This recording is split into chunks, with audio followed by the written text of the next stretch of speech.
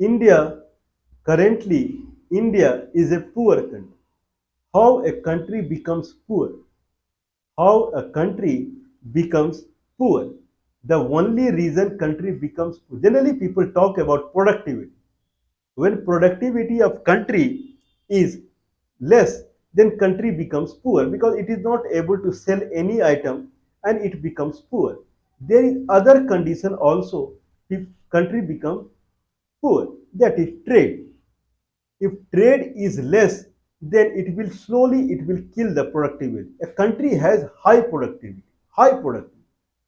Okay, slowly cut down the trade everywhere.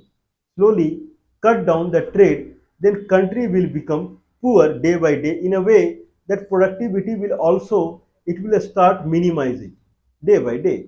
It will lessen day by day and productivity will become it will be it will be in sync with the trade. If trade is come to very low stage, productivity will also come to low stage so that it will be equal to each other, productivity and trade.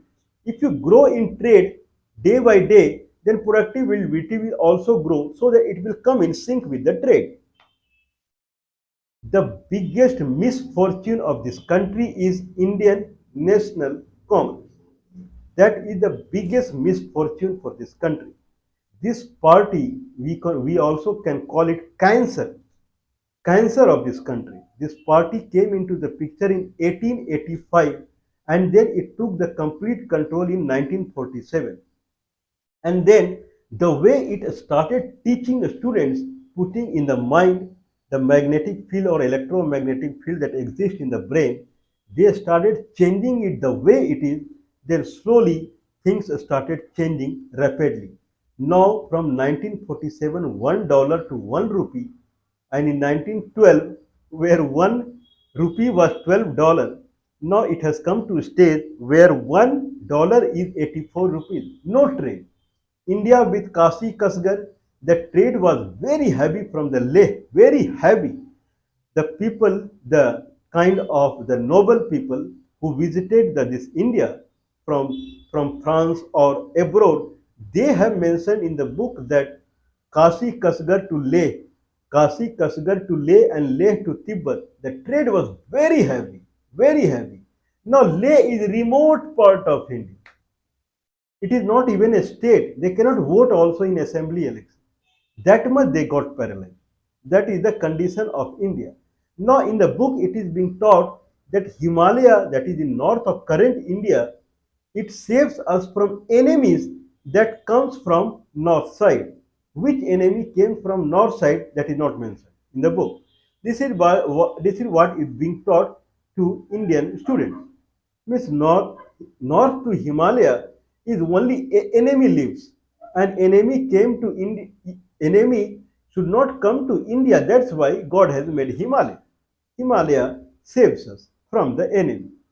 Now, if you do like this, the Pakistan is your enemy, Afghanistan your enemy, Kasi Kasgar is your enemy, Bangladesh is your enemy, Bhutan, Nepal is your enemy, Tibet is your enemy, Burma is your enemy, and Sri Lanka and Maldives all are your enemy, then where from you will do the trade with Switzerland or with the America?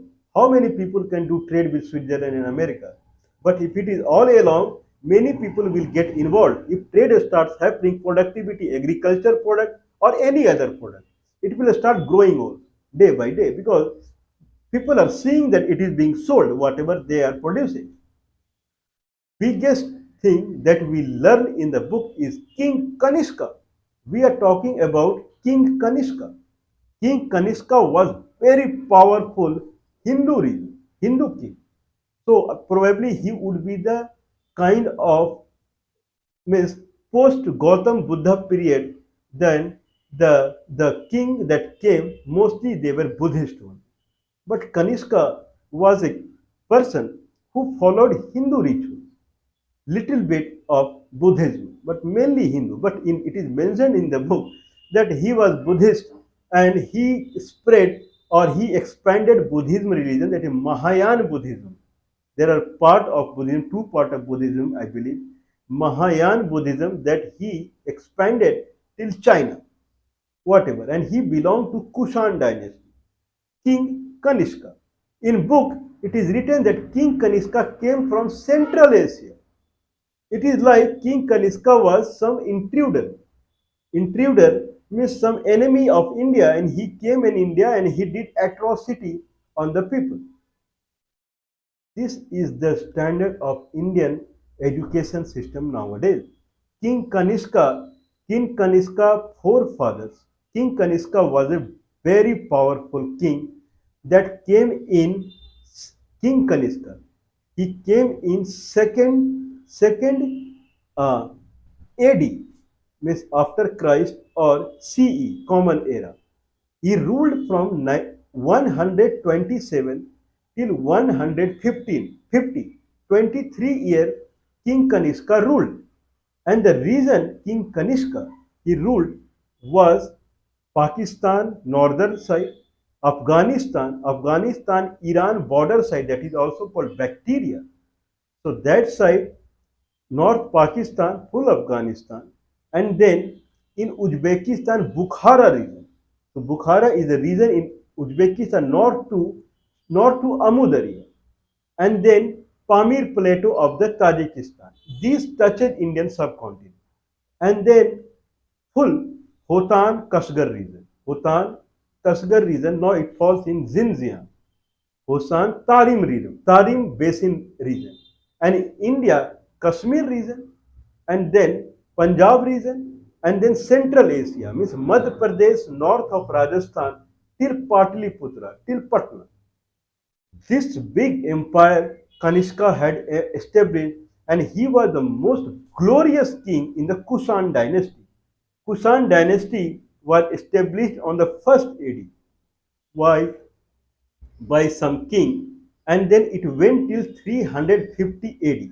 Means 350 years the Kushan dynasty served people, and out of them Kanishka was the most glorious, most powerful king. Okay, now Chinese, whatever the Kanishka had done, he made a war with the Patliputra and he conquered Patliputra. Whatever his kingdom was, it is mentioned in the Chinese books, and it is mentioned that Kushan dynasty, that these people are from Hotan region, no Xinjiang, that falls in Indian subcontinent. But some people say that ancestor of or founder of Kushan dynasty were from Gansu region. If you go from Tibet north, you will enter into Qinghai region. That is extended Tibet you call, because Tibet is at high altitude. So Qinghai region. From Qinghai, if you go north, then you will cross Tibet region and you will enter into Gobi Desert. That region is called Gansu. Gansu, Inner Mongolia. These are part of China now, and then Mongolia. So these parts are Gobi Desert, and the Tarim Basin comes in Taklamakan Desert, and then Tibetan Plateau. These are the three regions that falls north of the Himalaya that comes in Indian kingdom. So now tell me that books it is being taught. Tell me one king from north of the Himalaya who came and plundered India. One king. India came to slavery from the Mughal period onward. They came from Uzbekistan. Uzbekistan is not being taught in the. In fact, Babur the Great and Akbar the Great, this is what being taught in the book. But Kanishka came from Central Asia and he was ruling India. Completely false. Kanishka was pure Hindu and he was pure Indian. So someone calls that Kanishka came. I'm not saying because I like this. This is what is the truth. Kanishka ancestors they came from Gansu region. Some say that they came from Hotan region. Hotan region is touching Jammu and Kashmir. They also called the Kushan dynasty initiated. They did beginning of their empire from Jammu and Kashmir, from Kashmir region. They were Kashmir king earlier. Kashmir empire was the Kushan empire. But when and their language of working was Greek. When they started the work, their language in which they were working was Greek, Greece, Alexander, the country of Alexander the Great. In Greek, so it started from 1 AD. Now when uh, Kanishka came, Then he changed this language from Greek to Bactrian. Bactrian means the region that is adjoining Iran and Afghanistan. That region was called Bactria. He conquered Bactrian region and then he made the official language as Bactrian. Otherwise, in the coin, they floated gold coins, the Kushan dynasty. Earlier to the Kanishka, the coins, it was written in kind of Greek letters. Now, these gold coins, now what is the bigger thing that Kanishka or Kushan dynasty brought into the picture? Their capital was Peshawar. For some kingdom, the capital was Mathura also. For some kingdom, there was capital in some part of Pakistan, Punjab. So three capital they made. But for Kanishka, the capital was Peshawar, Parsupura or something like that. That is the actual name. So Kanishka, he established deep trade up to Rome. So there, at the time of Kanishka, there were four countries that were very powerful in Eurasia region. Eurasia means Europe and Asia region. One was Rome, one was Parthia. Parthia means I believe it is Persia, Iran, Iraq, those regions. And one was China. It was very powerful. And one was Kushan dynasty. So this region, you call it India, northern western India, up to Patna. So these four regions were called very powerful in the Eurasian region. There were other kingdom also, Greek kingdom, Greece. It was another kingdom that was also powerful. But Rome kingdom, China, and this Kanishka, and then Parthia, these were very powerful, these four regions. Kanishka established heavy trade in this region. China and Parthia and Rome, heavy trade. And the coin he used was gold coin. These coins, maximum these coins were found in Jabalpur of Madhya Pradesh. There is Jabalpur place in Madhya Pradesh where Kanishka's coins have been found. And in the Tarim basin of Xinjiang region, Tarim basin means Yarkand river basin. Either it is Kashi Kasgar, Yarkand, Hotan, Urumqi, these falls in Tarim river basin. There also Kanishka's gold coins are found. And in Jabalpur, means these are the region, means Kanishka ruled part of India. India is very big country. It spans till the Nile delta of Egypt, and this side it spans till Philippines. It is very big country. North side it spans till Inner Mongolia, Mongolia. So it is very big country. But Kanishka ruled northern part of India. We call it northern part of exactly northern part of India. And so Kanishka is remembered for his trade genuinity. He was genius person in trade, and that's how he brought heavy prosperity in his country at his time. Salute to Kanishka. So I believe that time has changed, that it should be modified in the textbook that Kanishka was not an invader who came from Central Asia like Babur and these people came. Kanishka comes in that picture only. Completely not true. Okay, Kanishka was the last.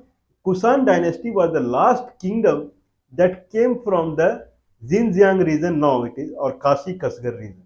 After that, that region completely became silent. I would say that last king that came into picture from that part of India, and post that it became silent. And last king that came from the now whatever the India is, that the last king who came, that was Prithviraj Chauhan. Otherwise, but he was also very small. Then Harshvardhan, this is called.